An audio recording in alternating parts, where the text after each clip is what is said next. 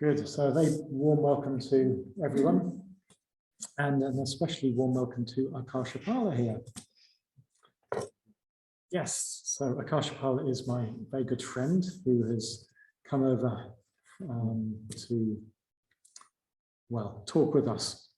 We were inspired, or I was inspired by Abhayanara and Sangadeva last week in their marvelous conversations. So we thought we might try and do the same thing tonight.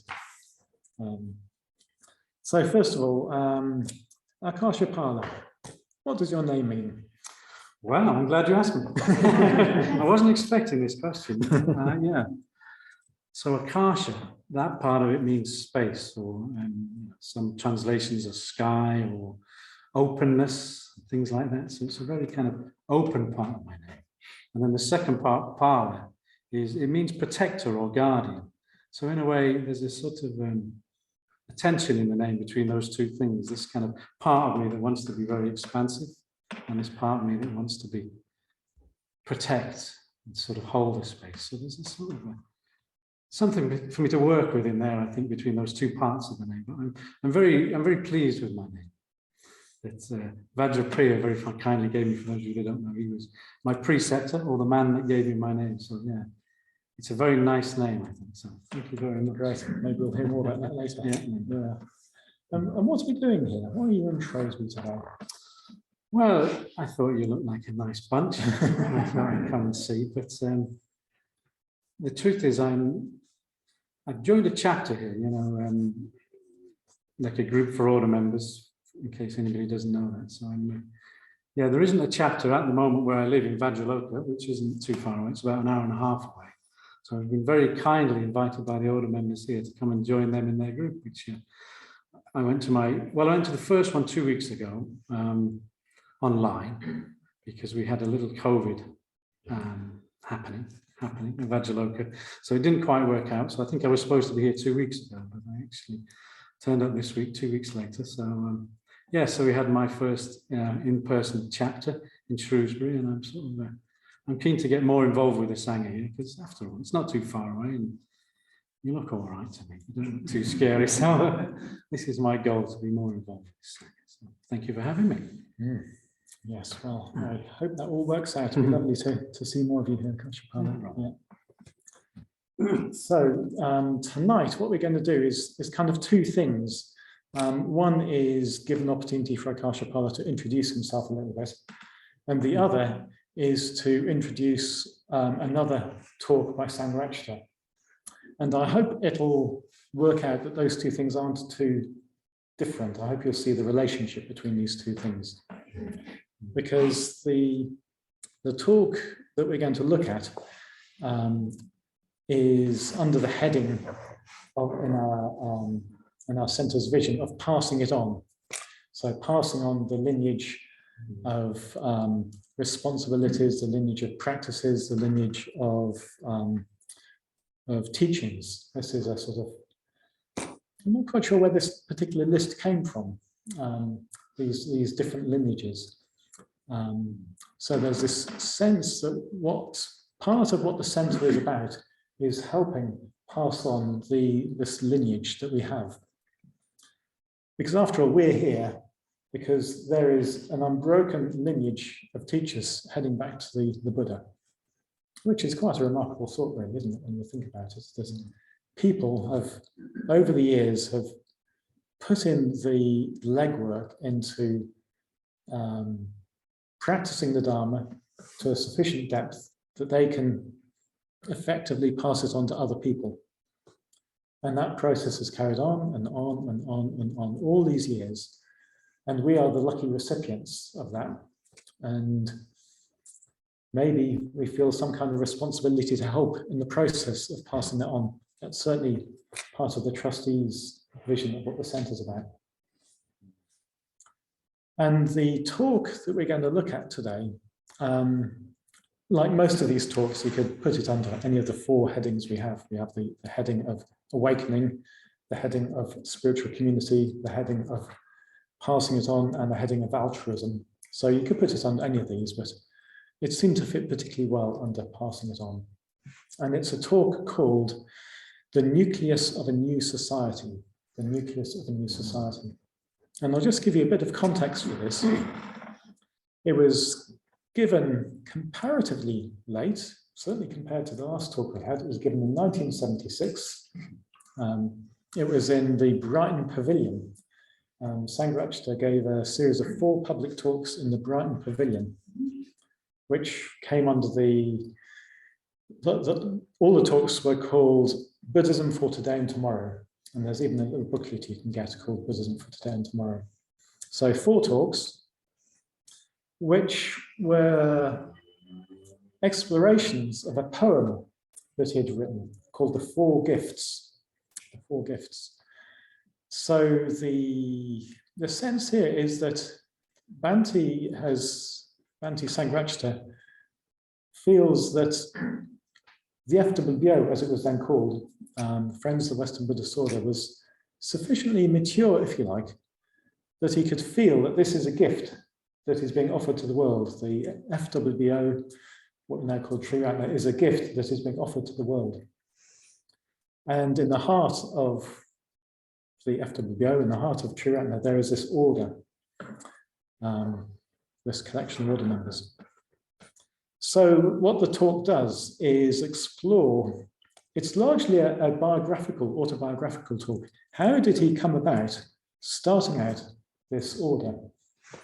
And then in what way does he feel this is a contribution to the new society? So I'll just run down what the 4 gifts are. So the first one that he talked about is a method of personal development, a method of personal development. So these are the practices, the practices, the Buddhist practices that he's given us. He talked about them particularly under meditation, but I think we can assume that he means all the various practices that we've got. I suspect, I don't know this, but I suspect that the language of personal development I suspect that the idiom has changed a bit since then. That these days it's got a rather more narrow meaning, I think. I think that when Sangharakshita was talking about personal development, he wasn't just talking about making us a bit happier, a bit more, a bit less anxious. I think he was talking about what he used to call the higher evolution, this whole open-ended dimension of development that we can engage upon. So that's the first one, a method of doing that. The second one was a vision of human existence. So he laid out a vision of human existence largely in terms of the wheel of life, the spiral path, and the mandala of the 5 Buddhas, which is a complete, as it were, vision, a complete image that covers the whole of human existence, from samsara through the spiritual life to awakening. And he talked about it particularly in terms of reactive mind and creative mind. And the third one is the nucleus of a new society, so we're going to hear about that. And the fourth one is a blueprint for a new world. So he sees this gift of a new society as being the start of something. We'll sort of look a little bit at what that is. It's the start of something, and then the blueprint for a new world is this very kind of ambitious sense of how we could all live together in a different kind of way, how we could live and work together. And at the end of his poem, I won't read the whole poem, but at the end of his poem, he says, "I come to you with 4 gifts. Dare you accept them? Dare you accept them?" So in his talk, after going through that recap, he dives straight into the language of gifts in giving. And he explores that a little bit. So if Darren, you can give us the first clip, number 1.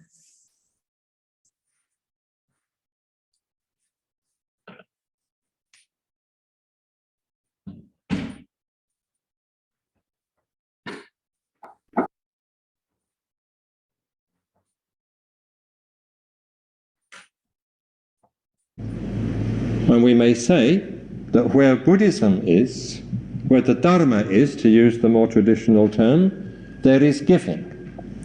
Giving on all levels. Givings of all kind. material giving, psychological giving, cultural giving, and above all, spiritual giving. There's giving of every kind. Where there is no giving, where there is no generosity, where there is no sharing, we may say, there is no Buddhism, there is no Dharma. Giving, generosity, dana as we call it, is of the very essence of the Dharma. So in these 4 lectures, we're also concerned in one way or another with giving, with generosity, with sharing. We're concerned with what the FWBO, what the Friends have to offer, what the Friends have to share. So that raises the question for all of us. Do we feel we've been offered something? Do we feel something has been given to us? So I wonder, Akashapala, how do you relate to that? Do you feel you've been given to in this way? It'd be a bit remiss of me to say no. No, I haven't got anything from it. It's kind of a nice thing to reflect back to my sort of very first connection with Sri Ratna, which was in 2008. And it was an outreach group in Peterborough. And I thought that there was a guy there running it, a volunteer. He'd come all the way from Cambridge out there to run this group, I think, which nobody turned up to for the first few months. And then all of a sudden we were there. So I thought, yeah, from the very first instant, I realized people were giving. They were giving their time, they were giving their energy, they were giving their friendship, and of course giving teachings. So that was my first introduction. And I think the first introduction to something like this is a very difficult time, really. I realized how volatile I was, and I needed gentleness. I needed someone to give kindness to me, which is another thing that Buddhists are very good at, So I got given kindness as well. Because I often think back and thought, if that first meeting hadn't gone well, I may have run away and never come back, So I'm just very kind of grateful for that. And of course, and then you think back further than that, think, well, Sangharakshita founded this order, that was a true gift, and all the energy and effort he put into that, just from this idea, which I think we'll hear a clip from him maybe later, where he just says, so I decided I'd form an order. And you think, well, that is a big decision. And here we all are, we're all here because of that. So there's this lineage. And of course, this man has given me a lot. He was, I first met him round about 2009. And he was the Mitra convener in Cambridge at the time, when I decided that I wanted to be a Mitra. So I came along to Cambridge and said, can I be a Mitra? Luckily, he said yes. And then from then, it's been all giving. We were in Mitra study together for years, and then our friendship has carried on. And now there's a gift of being invited by you all to this center to come and do this. So yeah, where there's Buddhism, there's giving, and I can't really separate my thoughts from that. I just think everybody's giving, and everybody that's here is giving their time to the Sangha. I think there's something you often think about, that it's a very active thing. I must do this, or now that I'm an order member, I must teach things to give. But to me, it's not like that. I think we give as a group. We're all here. We're all Sangha. We're all friends. I can feel metta in the room. I've got old friendships, new friendships, people I've been over the world with, like Annie and Simon there. So it's such a great feeling, the gift of Sangha. So yeah, there's some of my thoughts on what I've been given. Plenty, I could say a lot more probably, but I think that'll do for now.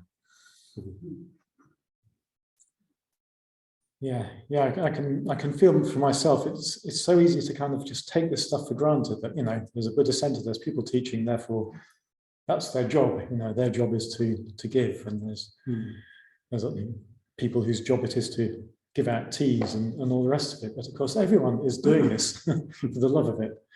And I think that's something rather marvelous, really, about the Dharma economy, that here especially, no one gets paid to do anything. The whole thing is just a co-created, emergent property of love, really, of love and generosity. And it's also interesting what you said, Akashapala, about Sangharakshita forming the order. We'll say more about this later on. Let's I'll just do a little bit more and then we'll come back to that point, because it was an extraordinarily generous move of his.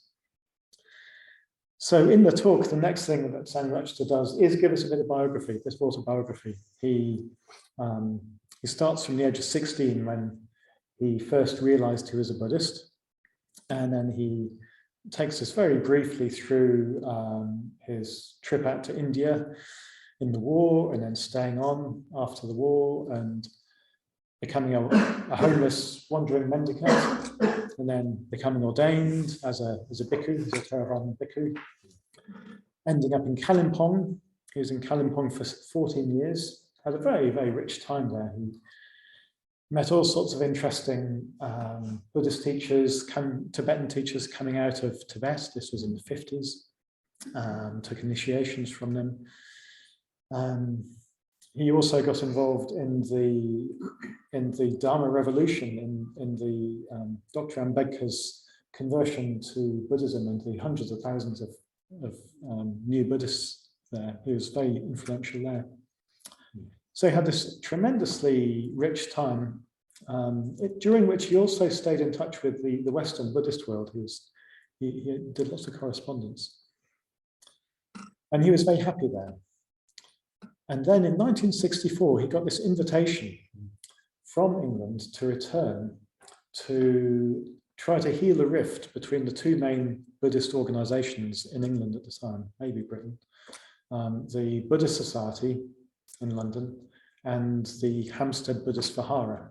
So the Buddhist Society was still there. It's a sort of eclectic society, and the Hampstead Buddhist Vihara was a bunch of people whose job it was to try and bring over Theravadan bhikkhus and make a vihara. For reasons I don't understand, these two organizations had fallen out. And Sangharakshita was the senior most Buddhist monk, and they thought that maybe he could help. So he came over for a few months, stayed for a couple of years, realized that Buddhism in this country was in a pretty ropey state. He didn't really find very many people who he thought were actually practicing. He just found lots of people who were interested. It was quite a sort of,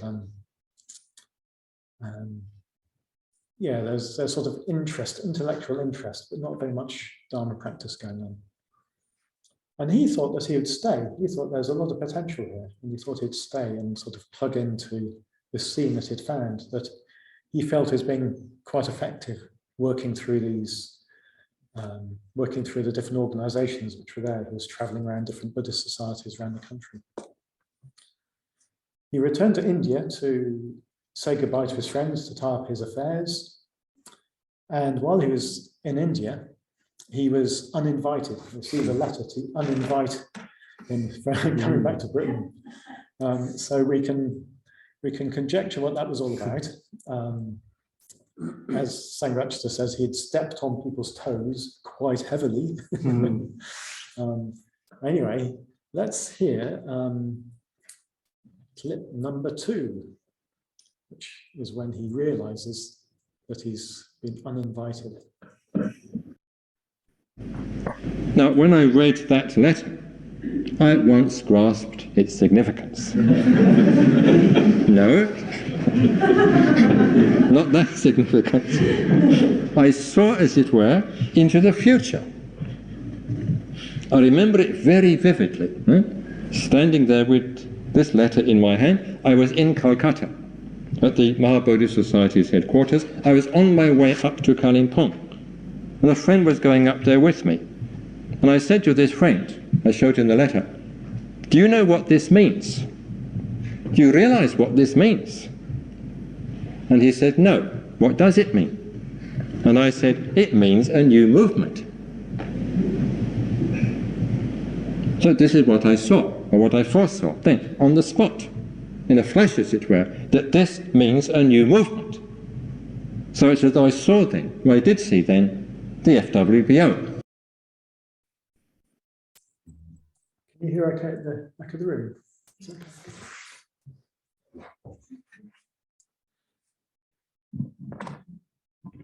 So this was quite a bold move. Sangharakshita was very happy in India. He seemed very at ease in India. He was all set up. He had a nice little vihara out there. And then he also sees the potential for Buddhism in England and Britain, but he's lost his context there. He's got no context. He's got no money. He's got no supporters. He's got nowhere to live. But he decides that he's going to set up a new Buddhist movement. And so he goes back to Britain to do exactly that. And he's also said elsewhere that he didn't think he was the best person to do it. He didn't feel very, very well qualified to do it, but he did it anyway.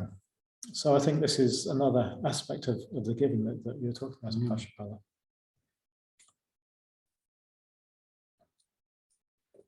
And Akashapala and I were kind of reflecting on this. What chutzpah, if I could use the Yiddish, what chutzpah to set up a whole new order. Let's just come back to that a little bit. Why he decided to set up an order. Do you have any response to that little clip you just heard before I move on? I just think it's kind of, he says it was quite with quite some energy, doesn't he? But it's sort of a matter of fact thing. I just decided to set up a new order. And I think, wow, amazingly large decision to make, as one person, right? I'll just start from scratch and reinvent Buddhism for the West. Oh, so yeah, great, thank you. But I mean, also in the talk, he talks about some of his friends saying you shouldn't come back to Britain. And it's, like he said, he stood on a few toes and things. And it sounds like some of them were worried about his safety. He thought that to such an extent that he caused problems that he was actually in danger. But none of this seemed to matter to him. This is just this kind of drive, which is so admirable. Oh, I'll just go and set up a new Buddhist movement. So my response was blind. Isn't that strong? Isn't that really strong? Who among us, if you think, could you do that? Could you just say, I've got nowhere to live, no money, no supporters. I think I'll start something huge from scratch. So, what a vision! Yeah, that's it. I'm sort of in awe of that vision. Mm-hmm. Yeah. So he dwells a little bit on why he decided to set up an order. Why an order? Why not a society? So in India, he was quite involved in the Mahabodhi Society, for example. And in the UK, he'd been involved in the Buddhist Society. And what he realized, what he saw from firsthand, was that those societies were run by people who weren't necessarily sympathetic to Buddhism, weren't necessarily practicing Buddhists. There were people who quite enjoyed running societies. All you have to do to join a society is pay your subscription, and then you hang around, and then sooner or later the post holders step down and other people can step in. So it wasn't really a very wholesome setup. He's got this very interesting strategic mind, I think, Sangharakshita. He really had a kind of almost a political mind. I think he could see how institutions work. So he realized that if he was to set up a new movement, it needed a different basis. And he'd seen the whole Theravadan setup because he was a Theravadan bhikkhu. He knew that wasn't going to translate very well. He wasn't very interested in translating that to the West. So what he did was he decided he was going to set up a new order in which the criterion for entry is commitment to practicing the Dharma, commitment to going for refuge to the three jewels. That was the criterion, which to most of us here sounds a bit like a no-brainer because that's what we've been schooled in. But that again was made prevalent. Chanting the refuges and precepts was just part of being a Buddhist. It's just a sort of religious act, if you like. Actually realizing the significance of the three jewels, going for refuge to the three jewels, was something which, as far as I can tell, he kind of discovered for himself. over quite a long period of time. If you're interested, you can read the book called The History of My Going for Refuge, which sort of unpacks his whole kind of emerging understanding of going for refuge to the three jewels, and of that being the central Buddhist act, as he calls it. So he also decided that to enter the order, it's not just enough to think that you're a Buddhist, to say that you're a Buddhist, not even enough just to sort of turn up regularly and make the cups of tea. It needed to be ritually enacted. So he created an ordination ceremony. In fact, he created two ordination ceremonies, a private ordination and a public ordination. And a year after he arrived in Britain, a year pretty much to the day, he ordained 12 people, 12 people who he felt sort of met his criterion for going for refuge to the three jewels. So that was the beginning of the Western Buddhist order. Just to rewind a little bit, the previous year, a year before that, he founded the Friends of the Western Buddhist order, which was a funny little bit of anticipation, wasn't it? He founded something which was the friends of something that didn't yet exist. He founded the Friends of the Western Buddhist order, and a year later, he formed the Western Buddhist order, which the Friends were friends of. So he sort of had some kind of idea where he was heading there. So yes, right from the beginning, he created a system of private ordination and a public ordination. So Akashapala has recently been through both of these. So without giving away any secrets, what can you tell us about the private ordination and the public ordination? Well, that's it. Not very much. It's all very secret. It's interesting to look back and realize how significant it was. Specifically the private ordination. And this is when Vajrapriya here, give me my name. So yeah, okay. I can't say anything about it. This is the thing. It's like this little ritual, which is so they've sworn to secrecy about, really. But it was, I don't know. I just, like a lot of things I go into, I was thinking, oh, it'll be all right. We'll just see how it goes. You know, I'm not too kind of, I'm not expecting much from this. But when you get into this, you realize how significant it is, how important it is, what you're actually saying. You know, it's a real kind of like, I'm committing my life to something now. I'm sort of changing my name, you know, and you have these 10 precepts which are read out to you, and you kind of swear that you're going to abide by them, you know. Up to now, it was a bit flexible. I felt but that flexibility was like, no, you're an order member. So I found that a really significant experience. And this is something that often happens to me with ritual, that I sort of go into it quite casually with no expectations, but I find out that it touches me at a much deeper level than I thought. And of course, Sangharakshita must have known this when he set up this system with the two ordinations. So in that first one, you're sort of committing to be a Buddhist, even if nobody else is. So that's why it's called private. So it's just you, and you're saying, I'm going to do this, whatever. And then you're in this very funny period where you've been given this new name and you've committed to all these things, but you're not allowed to discuss it with anyone until the public ordination, which is the ordination where you actually join the order. So you're kind of a Buddhist, and you said I want to join the order, but you're not really there yet. And in my case, I think it was, how long was it? Was it about a week? Or it's about a week, 6 days. Yeah, so you kind of wander around with everybody else that's on your course, 18 of us, as a nameless bunch. And you don't really know how to address each other. You're like, oh, yeah, hello, person formerly known as Tom or something like that.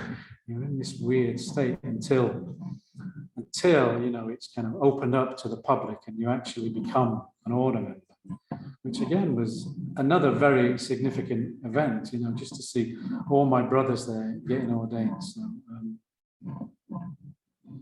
yeah, again, I sort of wasn't ready for it. I wasn't ready for the significance. I wasn't ready for the depth of it. I didn't, on one level, I knew what I got into, but I didn't know how it would affect me. So it's just, I think I look back on those two ordinations as some of the most significant days in my life, I imagine. Yeah, and the real sense of pride and this. I'll let you just think of that. I've never really known why I wanted to be an order member. And I don't know why I mentioned it, because I said to Vajrapriya, whatever you do, don't ask me that, because I can't give a straight answer. And it's just mysterious, you know. You have this feeling that your heart is set on this and you're moving towards it. And I often thought, what's the difference between being a mitra and an order member? And in essence, the answer is nothing. All you're doing is saying, I'm committing to this, and this is the path, and I'm going to follow it. So it's just another step in that commitment. But yeah, very strange, very significant, and unforgettable. Yeah, so very, very powerful. And again, Bhante Sangharakshita just kind of, he knew, didn't he? He knew, like he said, he looked into the future and know what was going to happen. He knew how significant this was going to be. And he knew this is the way he had to do it. So we're not like a society, we're actually a movement. So I think he's done a really good thing there, and I'm glad to be a part of it. Yeah. Mm. I don't think you're quite so casual going into the ordination ceremony. No. My recollection is it was a marvelous period. The build up to it, it really felt like, you know, both of us together were kind of moving into this period of sort of intensified meaning or something. Yes, there was a part where it was about purification. That was another sign of it. We had this my sadhana practice. If you don't know what that is, it's the sort of a yidam or a figure from Buddhism who I kind of relate with or relate to, who I've sort of chosen or was given to me, Vajrapriya, to sort of be a big part of my practice, which is Vajrasana, which is all about purification. So before ordination, there's this whole period of confessions and purification and all this. So we spent a lot of time in deep conversations, as I told you, all the terrible things I'd ever done. And seeing as you didn't run away and say, I'm not going to ordain you, then it must have gone all right. So, but yeah. So well, I told you mine as well. So you told me, you yeah. didn't run away either. That's good. So that's it. So we managed to get through that together. And it is, you know, significant. You do feel purified. But yes, so you're right. I wasn't very casual during those weeks. I was a jelly, really. So that's half the fun of it, I think. It's kind of losing your mind, losing your identity, becoming somebody else. You know, so I think I needed to go through that. Yeah. So thank you for reminding me about that aspect of it. So you had this strange experience, didn't you? That you got publicly ordained one day, and then 3 o'clock the following morning you're off. Yes, because we had a 2-week ordination course at Padmaloka, which was unusual. This is all to do with COVID. And we sort of thought, well, we'll make sure you get ordained. And then if you can't go across to Spain where the full ordination course was, then at least you've been ordained. But luckily there was enough leeway for us to do that. And I'd chosen to go across by train with one other guy. But to get there at the same time as the others, we had to leave a little bit early. So I think the public ordinations must have finished in the evening. And then 3 o'clock in the morning, I was saying goodbye to you, wasn't I, in the field and heading on my way. So, I mean, it's a very strange thing to be sort of be ordained, get this new name, and then just be shoved back out into the world, you know. And I was kind of standing in London a few hours later thinking, who am I? What am I doing? Where am I going? So it was, yeah, an unusual thing in an ordination process to get ordained and then get on a train for 2 days. Be in Barcelona for a bit, and then all of a sudden back on retreat. So it was, you know, I tried to stay with the practice during then, but it was kind of difficult. But you know, it's a story I'll be able to tell people. I think my journey, you know, it wasn't your average ordination kind of process. It was unusual quirks and twists, which is good, isn't it? It makes it all memorable.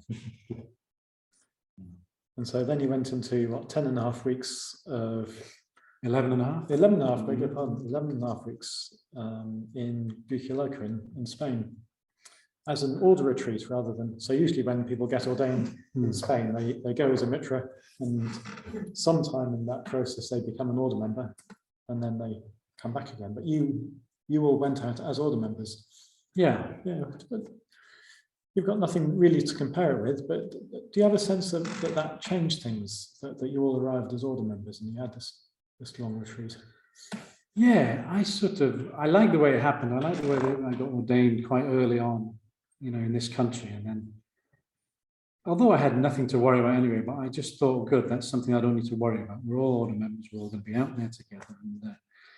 And it was a great experience. And I think wearing robes, that was the thing you do on this retreat, which is quite unusual. So we were just, on the first day we were there, we were all in the shrine room in our robes, and it looked, I looked around and thought, yeah, this is something different, And it's funny, at the end of the retreat, we took our robes off and we were still in the shrine room. And I realized kind of like how different we all looked. We didn't look like an order anymore. We just looked like people, which of course we are.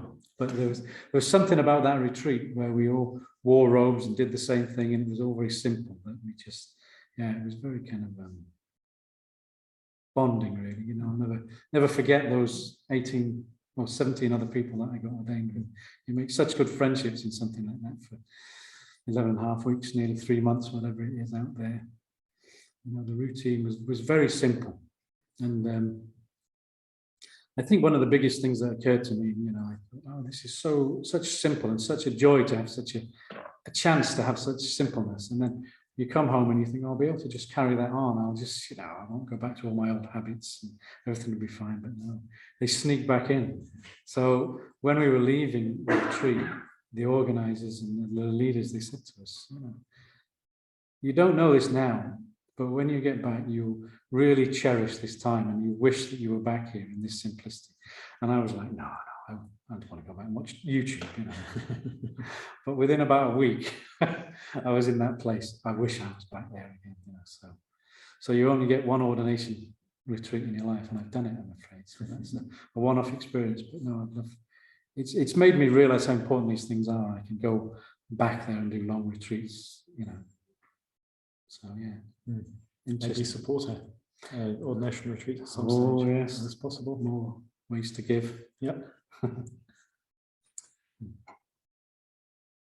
Yeah, so maybe it's worth just saying a little bit. Well, Sangharakshita says a little bit about the relationship between the order and the movement, between, in his terms, the WBO and the FWBO. In our terms, Triratna Buddhist order and Triratna in general, which is that Triratna in general is, as it were, the sort of altruistic manifestation of the order.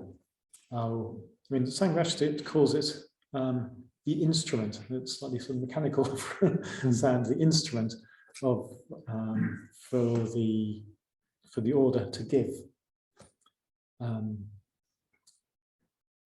Although there isn't the exact nature of the relationship between order members and the centre, for example, isn't laid down. It's not like every order member has to go and teach in centres. It's very much looser than that. In this talk, he says the main duty of an order member is to stay in touch with other order members. Elsewhere, he's also said that it's to be a bridge into the order, so that each order member is like a bridge for people to join the order as well. Okay, we're pretty much out of time, but we still haven't got on to the new society. And in fact, in the talk, Sangharakshita only gets onto the new society right at the very end. So if you recall from last week, Abhayanara and Sangadeva were talking about evolution or extinction, Buddhist world problems, something like that. Current world problems. Sorry, current world problems. Current world problems. A Buddhist view on current world problems. Thank you. And he was basically saying there, this is 69, wasn't it? Is that right? Yes. Yeah, I think it's 1969. He was basically saying that the answer to our current world problems is individuality and creating contexts for individuals to come together in a spiritual community. In this talk, by the time we get to this talk, he's coined the phrase the new society. The new society. And his vision is that what Triratna is doing is creating a new society within the old society. The new society is a society, a collection of individuals who are creatively interacting with the old society, so to speak. And The old society is based on group membership. We went into group membership last week. In other words, relating to each other in terms of need or in terms of competition, rather than in terms of mutual growth. And what we're trying to do as part of the new society is become more and more individual. So if we can have clip 3 down.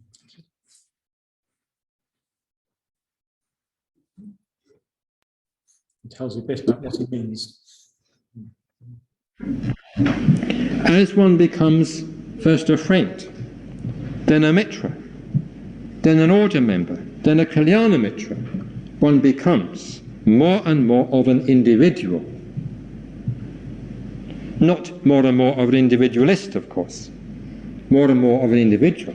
One becomes more aware, more sensitive, more responsible, more emotionally positive, more at home in higher states of consciousness.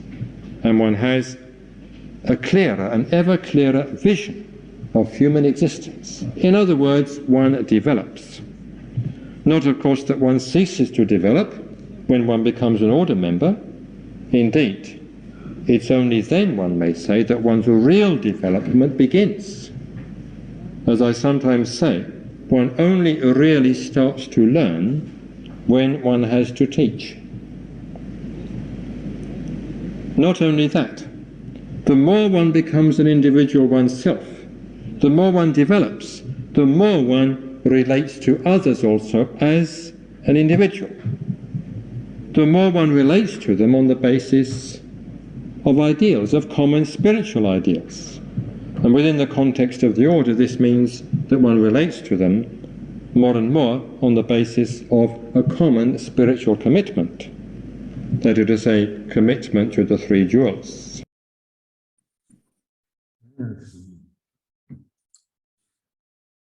How does this language of individuality sit with you, Akashapala?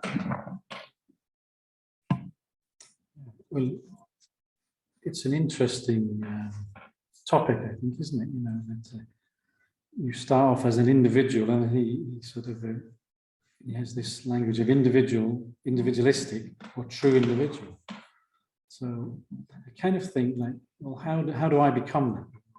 The answer is, I don't know really. I had a whole list of things to do, didn't you? But, what we can do to become true individuals. And I think, well, I think actually when he gave this talk, people were quite idealistic about this new society. I talked to a few people that were around at the time who really thought this whole country would be Buddhist by now and we'd all be Sri Lanka and things like that. So it was such a lovely thought, but I think we have to kind of make it a bit more personal or individualistic now, how we're going to do that. And I thought, well, what can you do? I mean, what is there to do? And I think really it's just something like this, isn't it? It's just Sangha. This is how you relate to people, you know? If you relate with kindness and friendliness, this is really all you can do, isn't it? And that should be enough. I mean, what else is there really? I mean, can you imagine a society where everybody was kind and friendly? You know, it would be a perfect society, wouldn't it? So it sounds a bit like a strange goal to have. You know, there's so many goals for society, but just to be more kind and to be more friendly. I think this is how I'm going to try and be a true individual anyway. Hopefully I can do that within this context, you know, Sanganites and things like that. So we're all doing that now, aren't we? We're all building that by just coming here and being who we are and being friendly. You all look quite friendly, so yeah. I think it's working. Well done, everyone. Yeah, so this is the gift that Sangharakshita feels that he's offering, that we're offering, that we are trying to be the nucleus of this kind of movement, this movement towards individuality. In other words, not relating to people in terms of what they can do for you, in terms of competition, but in terms of mutual support, wishing to create the conditions for everyone to develop. That would be marvelous. I think I sometimes wonder if the language of individuality had its day. It's become, we're such an individualistic society. And I think the way that Sangharakshita uses the word individual is quite specific. It's quite kind of, there's a big long list, I've seen a list somewhere of all the qualities of the true individual. It's really his way of talking about quite an advanced state of insight, I think. Well, at least Sri mentioned he's talking about. Anyway, what I find interesting is that in setting up Triratna, he has given us a whole language around Sangha. He's given us this language of the group, the individual, the spiritual community, individualists. He's given us the language of spiritual friendship. He's been very, very explicit in how we do this, unusually explicit in how we create Sangha. So I think I'll finish just by playing clip 5, if you don't mind, Darren, which I think of as his lion's roar here.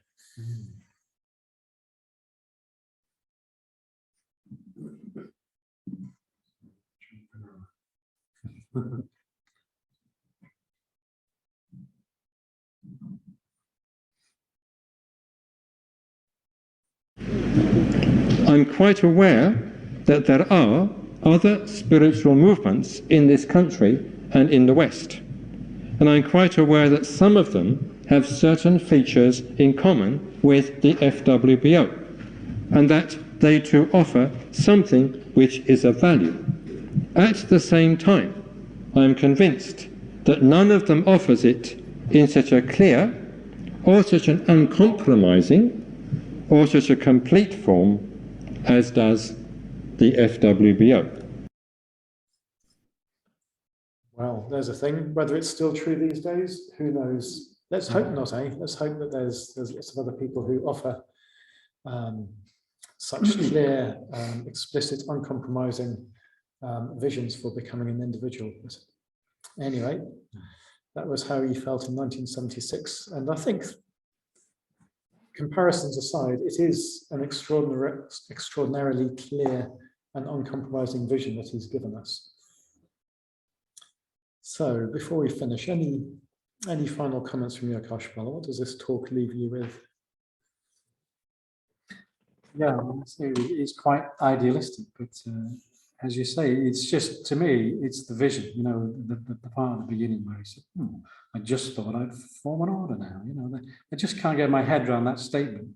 You're just walking along, you get this letter that's quite negative, and you think, well, this means I have to completely change everything and everything. So I think just gratitude for that, and just awe really for that kind of drive and determination that sort of founded this, and all these ideas, you know, true individual and how we can work with that, and, you know, just looking around, the fact that we're all here because of that decision. So yeah, I think that's the big part of the talk for me. That's the turning point where I thought, right, I'm doing this, and it happened, and here we are.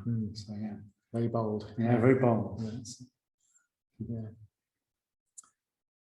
And anyway, just to make something explicit, so we're talking about passing it on, and part of what we're trying to pass on is a sense of Sangharakshita. So this is why we have little clips of him, so you can hear him. And this is why we are going back to some of the old talks and just trying to pass on some of the spirit of these old talks. So that's where I want to finish with. Are there any questions or comments from the audience in room online?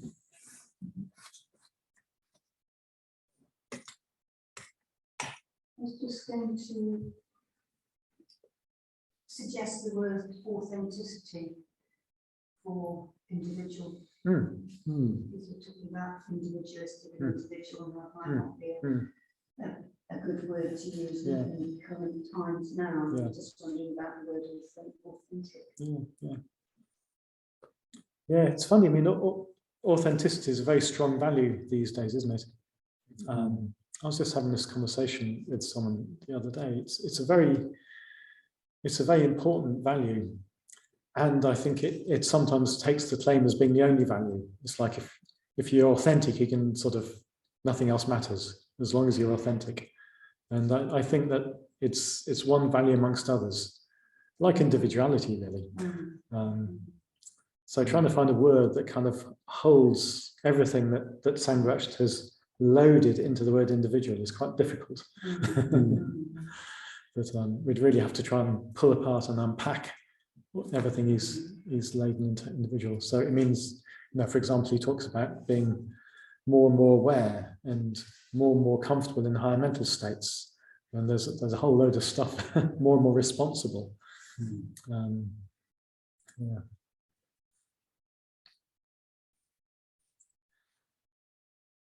Anyway, that was quite a long session, wasn't it?